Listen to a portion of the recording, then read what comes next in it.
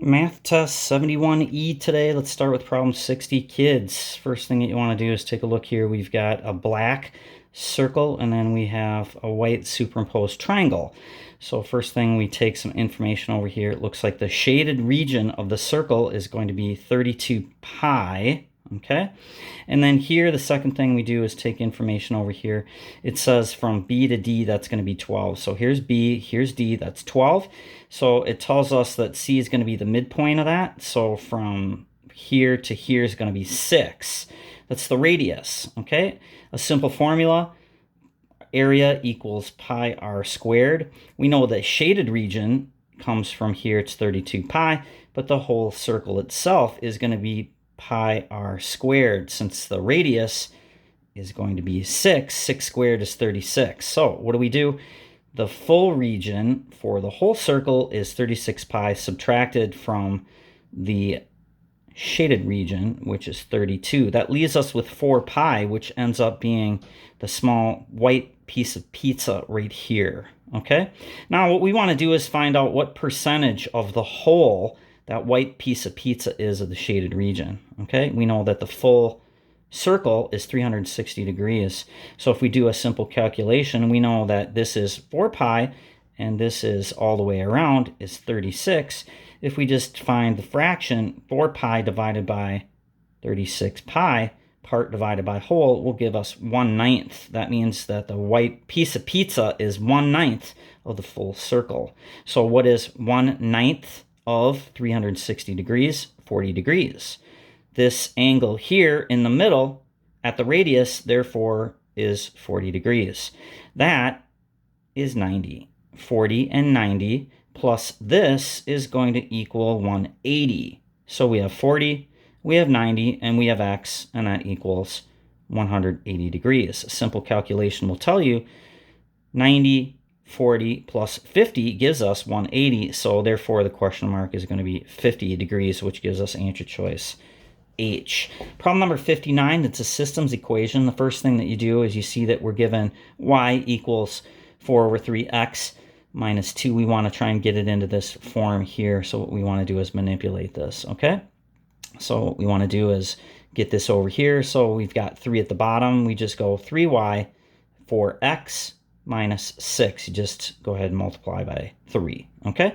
So now we take this and just convert it over to 3y equals 4x minus 6. All right. Now, once we do this, what we want to do is try and get it into the rest of the form, okay?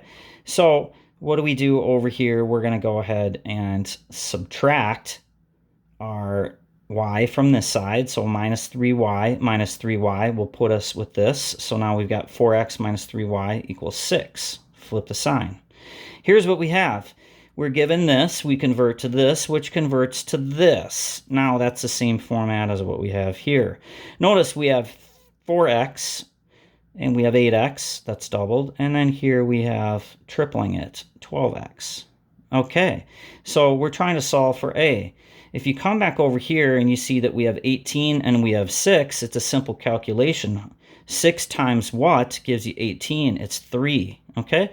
This is a third the size of that. So what we want to do is just simply triple everything, okay? So 3 times 3 is 9, all right?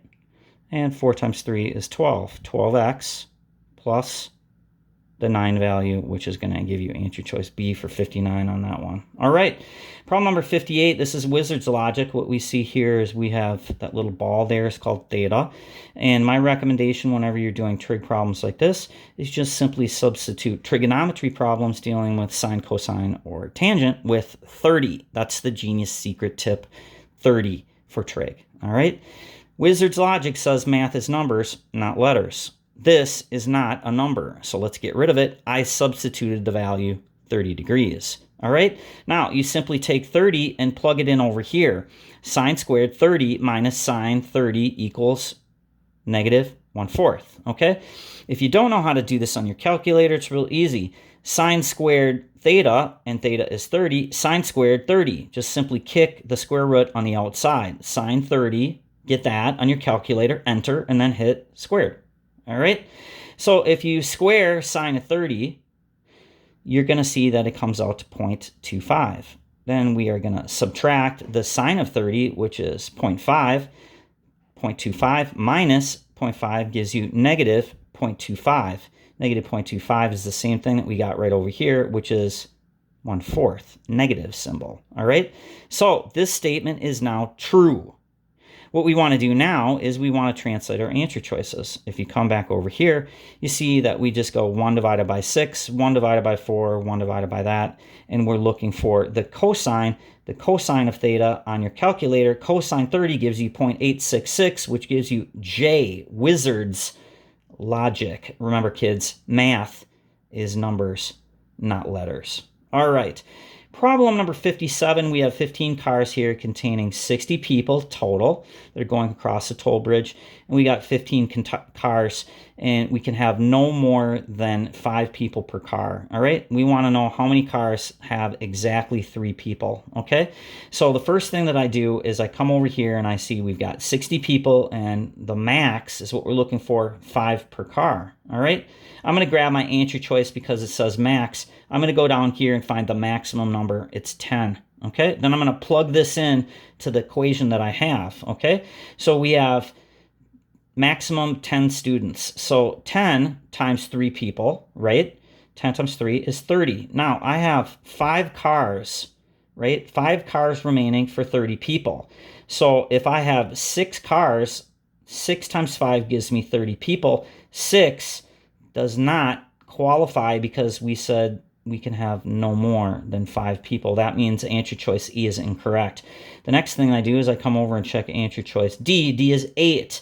So what do? We plug it back in here. 8 times maximum 3. 8 times 3 is 24. Okay, so now I've got 7 cars remaining, and here we have 36 people. So 7 times 5 maximum gives us 35, and we need 36. Okay, so we have 36 total, but we only have 35 spots. That tells you that that's not enough. So what we do is we do that same process again. Go ahead, take 7. 7 times 3 is 21, and then look at the qualifications and just back solve to find your answers for problem number 57. It is a tricky problem. Remember, the key word here probably to focus in on was maximum, and when you do that, we would start with the largest number on that one. 57C. Problem number 56, the tricky problem over here, and maybe you didn't catch it, it's the absolute value of f of x, okay? So the absolute value is positive and negative, okay? So what we do is we simply come over here and we look at this. This is our chart. If we have this negative here, that negative would equal positive. I just simply drew it in pink there, and then this negative spot would be positive over there. Then what I did is I simply just came over and took a look and covered this up at the bottom. All right, so if I cover this up at the bottom, you see that we've got a W with 2 humps, and then up at the top because the negatives go away, and that's what you see in answer choice K on that one. Remember, absolute value, simply just draw it in as you see there, K 56. Problem 57, we're looking for pitch of a roof, and it looks like we have 8 and 12. And what we're doing here is we're looking for the steepest roof. So real easy, this is what I did.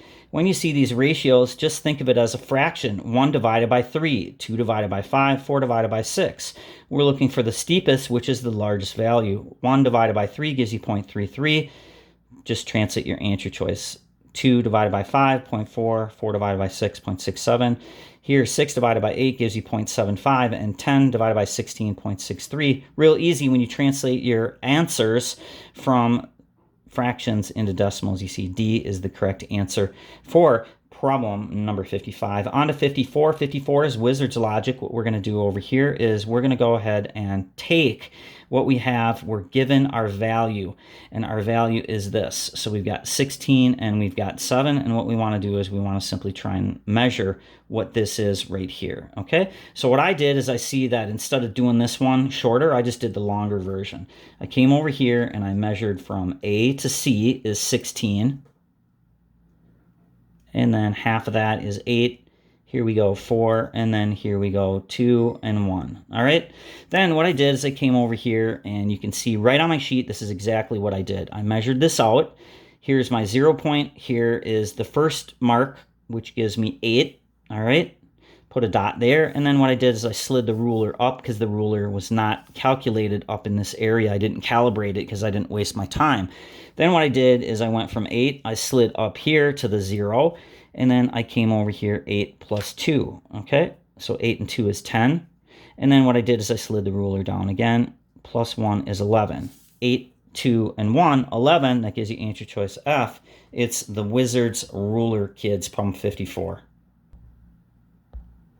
So problem 53, we're going to skip. If you want to watch that one, you can watch that on our quantum site.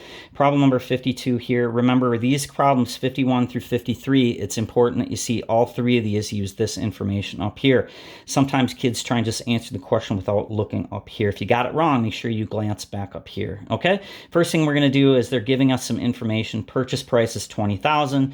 The decrease rate is going to be 0.1, which is going to be your R value. You just get your info up here, all right?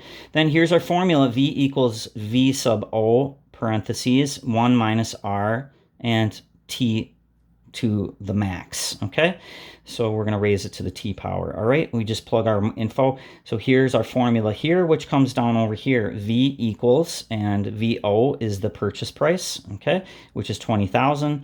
And then over here, 1 minus R, R, they give us 0.1. V equals 20,000 times 1 minus 0.1, okay?